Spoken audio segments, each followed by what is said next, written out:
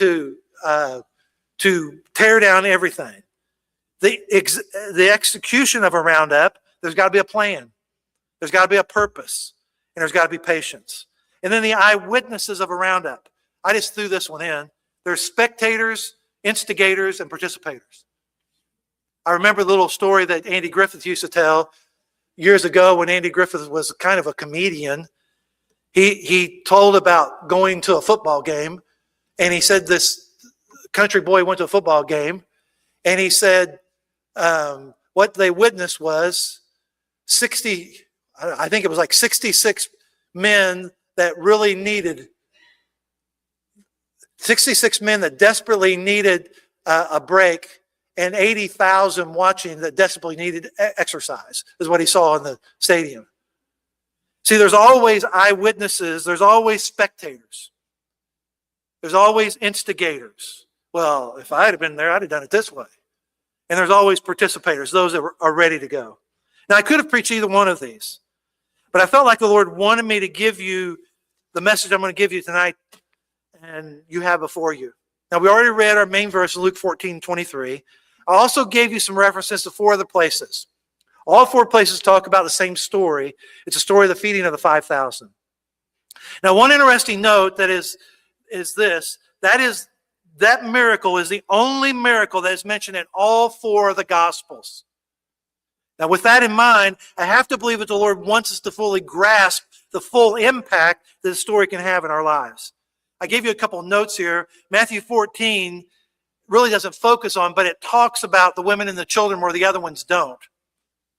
And by the way, we know it was a feeding of the 5,000, but many believe that when you add the women and children, there's possibly 20 to 25,000 there. Mark 6 gives us the longest account. Luke 9 gives the location and centers around hospitality. John 6 talks about the boy with the food and Philip's role in all of this. In each of these passages, there were many reactions that took place. Jesus' reaction was one of compassion and then calculation. I don't have time to develop these. These are things you can look at for yourself. But he had compassion, and then he calculated. He said, hey, you feed them. I'll come back to that when we get into the message. The disciples' reaction was one of concern. Jesus, what are we going to do with all these people? And then it was celebration. The people's reaction was one of curiosity and then contentment. The boys' reaction was one of courage and then cooperation. So everyone in our text had a reaction. And no doubt, all of us have had our own reaction to this endeavor the Lord has led the pastor to take. So I believe that for us to have the right reaction, there has to be 4 things. And that's what I want to share with you tonight. So number 1, the first thing that I believe we have to do if we're going to react correctly is we have to acknowledge the crowds. Acknowledge the crowds. See, in all 4 of the passages of Scripture that talk about the feeding of the 5,000, there's an acknowledgement of the crowds. Matthew calls them a great multitude.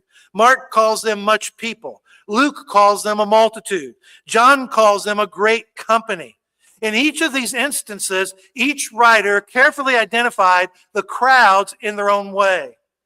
So for each of us to react in the right way to our changes and for our focus to be on rounding up lost souls for Christ, we must acknowledge the crowds. So let me ask you, do days go by and you never give one thought to lost souls all around you? If that is so, then you haven't acknowledged the crowds.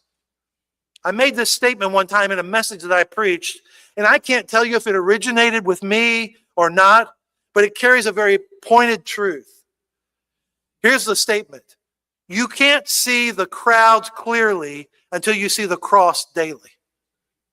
You can't see the crowds clearly until you see the cross daily. See, until you and I are willing to stop every day and examine the cross and the reason behind the cross, then we won't see the crowds. Matthew 9:36 says, but when he saw the multitudes, this is Jesus, he was moved with compassion on them because they fainted and were scattered abroad as sheep having no shepherd. Isn't it interesting that it didn't say that when Jesus saw the multitudes that he ran away from them? Isn't it interesting that it didn't say that Jesus, when he saw the multitudes, he said, oh man, there's those people again. No, he saw the multitudes and he was moved with compassion. Look at what he says for his followers to do in John 4:35. Say not ye, there are yet 4 months, and then cometh harvest. Behold, I say unto you, lift up your eyes and look on the fields, for they are white already to harvest. The context there is the woman at the well, and she has gone back to tell the people, and the people are starting to come out to see Jesus. Now, it may not have been harvest time, but he's saying, hey, the field is already white for harvest. And literally what Jesus is saying here, quit making excuses. Back in 1984, Steve Green recorded a Christian song written by Greg Nelson and Phil McHugh in 1983. The title of that song was People Need the Lord. Here's the lyrics. Every day they pass me by, I can see it in their eyes. Empty people filled with care, heading who knows where. On they go through private pain, living fear to fear. Laughter hides their silent cries, only Jesus hears. The chorus says, people need the Lord. People need the Lord. At the end of broken dreams, he's the open door. People need the Lord. People need the Lord. When will we realize that people need the Lord? Verse 2 says, we are called to take his light to a world where wrong seems right. What could be too great a cost for sharing life with one who's lost? Through his love, our hearts can feel all the grief they bear. They must hear the words of life. Only we can share. Do you understand and realize that God left you and I here so that we could get saved, go get in our house, close the doors, shut the windows up, and stay in there the rest of our life? That's why God saved us. Do you understand that? No, he didn't save us for that reason. He saved you and I so that we can then get out of our houses and go out and be that light that they see. Don't you think for a moment that God could have went, boom, I want everybody to be saved? He didn't do that. He saved you and I and said, now you go tell. Now, keep all that in mind as we get into this story that we're going to be talking about. I've got a video for you I want you to see real quick. This video is a lot like you and I. Listen, I'll put myself there and how we go through our daily lives. Don, can you flip off some of the lights?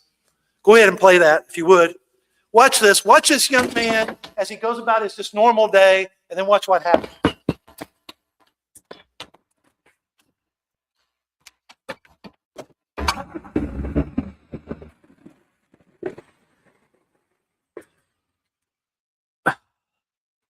Kid, every time I'm pulling out, he's right there. Man, and someone needs to talk to his parents if they're ever at home. What is it with the traffic today? It's always, every day, this intersection's always crowded. I hate pulling out of here. I need some of these dumb roads. Oh, there's... Okay, so I'm not even here. Right. Great lady. The princess of parking. Oh, sure. Take the spot. Way to be considerate. Oh, kidding me? Unbelievable. Oh. Thank you, ma'am. It's about time. Let's see. What do I want? Yeah, can I add a cookie to that order? Yeah, no problem. Yeah, no problem, only guy in the world. I'm sure you need your cookies. The world, your oyster, and he's serving your cookies. Thank you so much. What can I get for you? Yeah, I'll have a tall decaf macchiato. Yeah, sure, no problem. For $3.85. And it might take a few minutes here. We've got quite a line, obviously, and thanks for your patience. Great. Yeah, great. Great for me. Win it again. Unbelievable.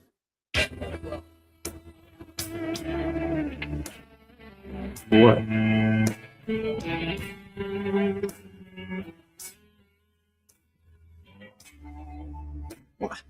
What is...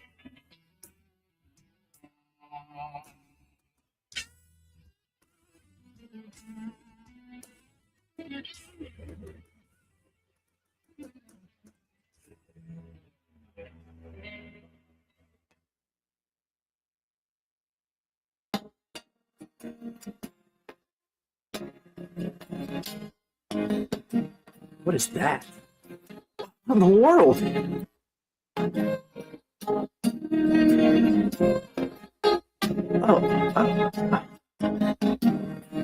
What? What am I supposed to do? How can I do anything about that? Can I even help with that? Oh, Your coffee, sir. I can't take this anymore. I gotta get out of here. What? Sorry, so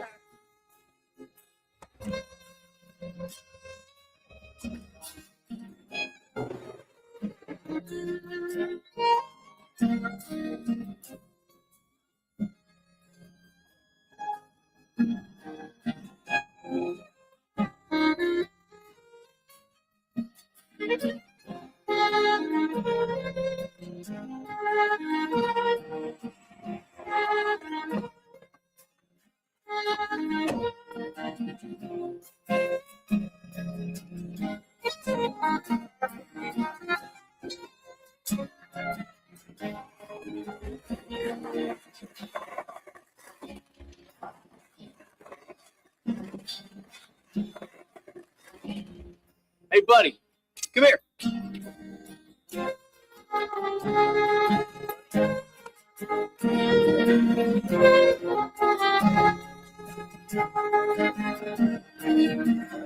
Lights.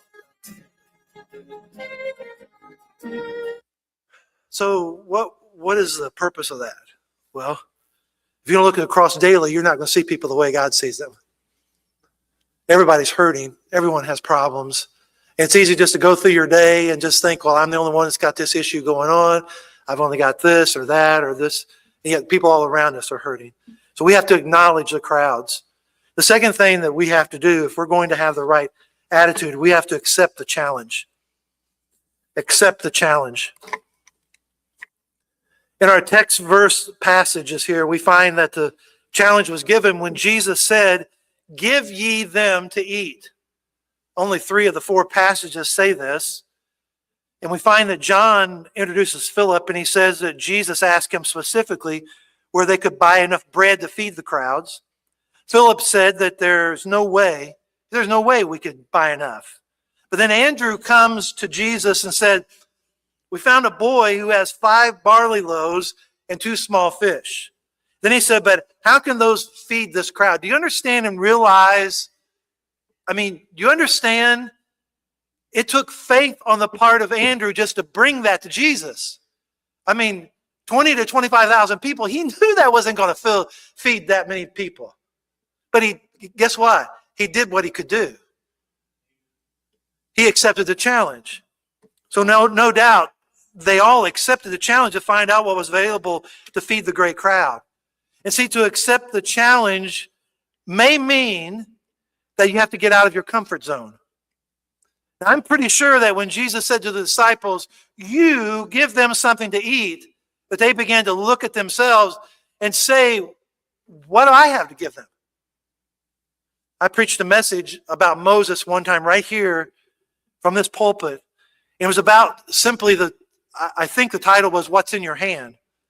And we talked about the fact that Moses had a rod and that God used that rod when he was willing to give it to him. And because Moses was willing, that God used him even though he hesitated. So what's in your hand? A sewing needle like Dorcas? A hammer like Bezalel? A fishing net like Peter? A sling like David? And the list could go on and on and on and on. Just give it to him, and then he can and will use it and use you. You have to make yourself available if you're going to be used. Isaiah chapter 6 and verse number 8. Isaiah said, "Also I heard the voice of the Lord saying, whom shall I send and who shall go for us?" And you've heard me say this many, many times, that Isaiah said, "Here am I, send me." You've heard me say, he didn't say, "Here am I, send me." No, he said, "I'm right here, Lord. I'm here. I'm right here." When was the last time that you and I did that for the Lord? When was the last time we were so excited to be used that we were willing to say, I'm here? But see, here's the thing. Isaiah couldn't say this until he saw himself and his sinfulness. And then he saw the Lord in his holiness. And then he saw the people in their neediness. That's when he could say, here am I, send me. See, as long as I'm like that man in the video and I go about my day every day and I just look at people as hindrances to my agenda and what I'm trying to do, and it's just like that, I'm never going to see them the way that God sees them. So he was accepting the challenge. Isaiah was. Acts 16, 9 and 10. And a vision appeared to Paul in the night. There stood a man of Macedonia and prayed him, saying, come over into Macedonia and help us. Verse 10. And after he'd seen the vision, immediately we endeavored to go into Macedonia, assuredly gathered the Lord had called us for to preach the gospel unto them. See, Paul saw the need, and he was ready to go fulfill the need. Remember this, and you've heard me say this many, many times. Peter would have never walked on the water if he wasn't willing to get out of the boat. The hardest step for Peter to make was to get out of the boat. I mean, he could have walked back and forth inside that boat all night long, saying, boy, I can walk on water. Boy, I can walk on water. Boy, I can walk on water. It wasn't until he decided to get over the side and get on the water until he could walk on the water. So you can say all day long, well, I can do this, or I can help this, or I can do this, but never do anything. Because you're not willing to put yourself in that position where you can be used. So the disciples have acknowledged the crowds and accepted the challenge. The third thing is we need to assess their condition. Assess their condition. In our text passages, the disciples acknowledged that the people were hungry and tired. And some of them were less feeble than others. They were concerned about that. And see, as we react to this roundup, we have to look at the condition of these children. Listen, they may be hungry. They may be lacking direction. Can I ask you a question? Who's going to give it to them? The world? See, every one of you in here, most of you, all of you remember our front porch ministry and the donut ministry we went through. Now think about the fact that we were able to meet a physical need by giving someone a donut and a bottle of water, and at the same time, give them a gospel tract and a witness. When we went down to help the homeless people, we took warm clothing to them. We were meeting a physical need, and we gave them the gospel to meet a spiritual need. Listen, if we have to give a child a donut, a cup of chili, a hot dog, a cookie, or whatever it takes to meet that physical need, and also give them the gospel to meet the spiritual need, shouldn't there be willingness to do that? I mean, shouldn't we be saying, hey, I'll do that. I'll pass out a donut. I'll do whatever it needs. I'll buy a donut. Again, listen to what Jesus said. I already gave you this in John 4:35. Say not ye, there are yet 4 months, and then cometh harvest. Behold, I say unto you, lift up your eyes and look on the fields. They are white already to harvest. To me, Jesus is saying, hey, the fields are ripe right now, so get to picking. John 9:4 says, I must work the works of him that sent me while it is day. The night cometh when no man can work. I don't know if you sense it or not, but I believe that the darkness is on its way. We see it every single day. Job 12:25, they grope in the dark without light, and he maketh them to stagger like a drunken man. See, they can't find their way unless someone leads them. So they acknowledged the crowds, they accepted the challenge, they assessed their condition. But then the last thing, we've got to apply the cure. Apply the cure.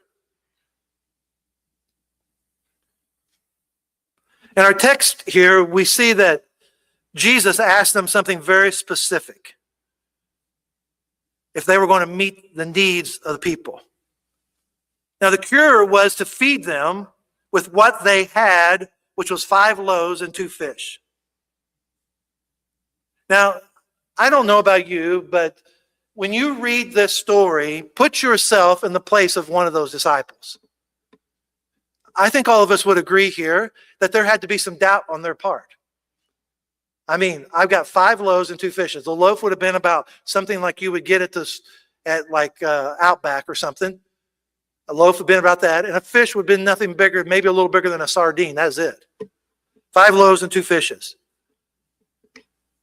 So that's the cure if they are willing to first give them to Jesus. They could have walked around all day long and say, I got 5 loaves and 2 fishes. 5 loaves and 2 fishes. 5 loaves and 2 fishes. And you know what? Nothing would have happened. They had to take those 5 loaves and 2 fish and give them to the Lord. And when they did, by the way, Matthew is the only one that points out this little detail. Jesus said to the disciples after they found out what they had, here's what Matthew points out, bring them hither to me. That's what Jesus says. See, what they saw was not sufficient to feed the multitudes. But what Jesus saw was an opportunity for a miracle. But it hinged on them giving to Jesus what they had. I've told you this before, and it still angers me even. And when I say anger, that's too big of a word. It disappoints me when I hear this said. And that's simply this. I've heard this throughout my life in this church, being a leader in this church. Well, you know what? We could really do something if the Lord would send us a bunch of doctors into our church. No, just do what you can. Give what you can and let God bless it and do marvelous things. We've told you, Pastor has stood up here and told you, and listen, I wish Salvi was in here because Salvi could testify to this. When Salvi was the bookkeeper for the church, and we didn't have 2 dimes to rub together to do anything. I couldn't even buy a box of screws to screw something together because we didn't have the money to do it. Salvi would back this up. I can say to you that I didn't have the faith to believe that the bathrooms we have in this church would ever be redone. I've never believed they would be redone. Yet we sit here today with 4 brand new bathrooms, paid for, before we ever did anything. How does that happen? That happens because people did what they could do. By the way, the same goes for you and I. No matter what you have or how insignificant it may seem, when you give it to Him, He can do great things with it. But see, the next thing that Jesus did is He blessed it and He broke it. He did this for the bread and the fish. You see, unless we're willing to let the Lord bless us and break us, we will not be used. By the way, and I've mentioned this before just recently, we are prideful creatures. And we have to be broken of that pride if you want to be used by the Lord. You know, the Bible says, not by works of righteousness we have done, but according to His grace has He saved us. Guess what? None of us are going to walk into heaven. Listen, no one's ever going to walk into heaven and say, look what I did to get here. Not going to happen. You're going to get there because of what Jesus did on the cross, and you believing in that. And so we're prideful people, and we have to get rid of that pride so God can use us. So He has to break us. Now, there's another thing to point out here. After Jesus blessed and broke the food, now listen, you got to see this. He gave it back to the disciples for them to give out. Have you ever thought about that? Couldn't Jesus Himself have just walked around the crowd and just handed it out? Couldn't He have done that? Couldn't He just have snapped His finger and filled everybody that quick? He could have done all of those things, right? He could have done everything. But you know what He wanted to do, Larry? He wanted to use a human instrument to bless other people. Do you get that? See, listen, He's not coming down when we have the roundup and doing anything out there. If those kids are going to be blessed, you know they're going to be blessed by another human being. He could have done it Himself, but He didn't. He used the disciples. He chose to use a human vessel to distribute His blessings. All 4 of the writers say that these people ate till they were filled. Do you understand the implication of that? Because there was no doubt people in that crowd that day who had never ate till they were filled. Filled means not that they were whoa. It just means that their stomach was full.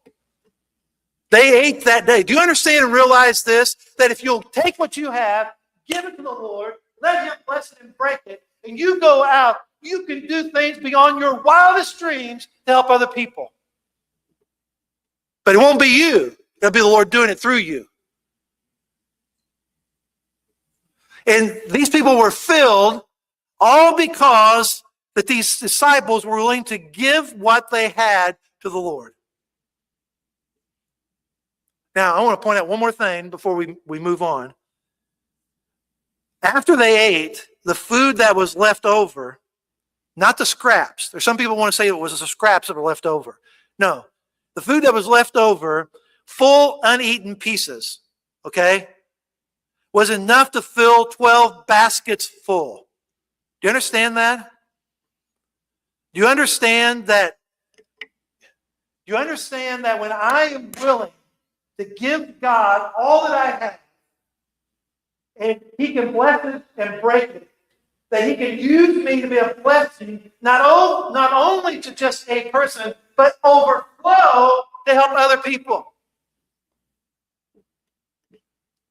So it's not just helping one person, it's helping a bunch of people.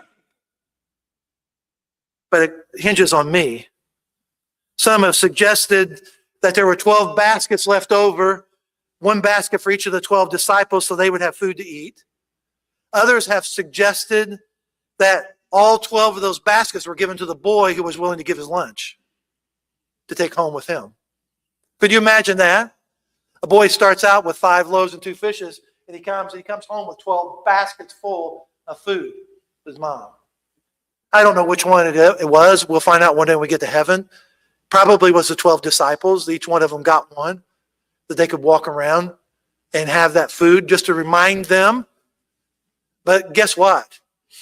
Wasn't too long after this, they forgot.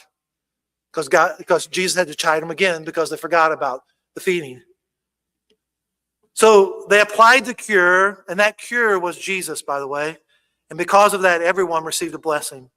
So what is the cure? John 3:16 says, "For God so loved the world that He gave His only begotten Son, that whosoever believeth in Him should not perish, but have everlasting life." John 3:36 says, "He that believeth on the Son hath everlasting life. He that believeth not the Son shall not see life, but the wrath of God abideth on him."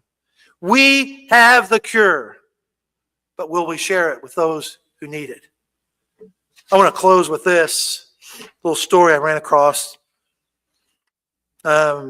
In the city of Chicago, one cold, dark night, a blizzard was settling in. A little boy was selling newspapers on a corner where the people were going in and out of the cold outdoors.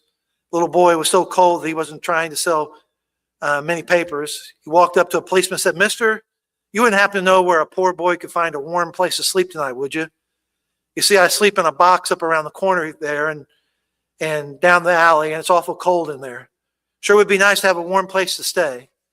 The policeman looked down at the little boy and said, "You go down the street to that big white house, you knock on the door. When they come out the door, you just say John 3:16 and they will let you in." So he did. He walked up the steps to the door, knocked on the door, and a lady answered. He looked up and said John 3:16. The lady said, "Come on in, son." She took him in, set him down in a split bottom rocker in front of a great big old fireplace, and she went off. He sat there for a while and thought to himself, John 3:16. I don't understand it, but it sure makes a cold boy warm. Later she came back and asked him, "Are you hungry?" He said, "Well, just a little.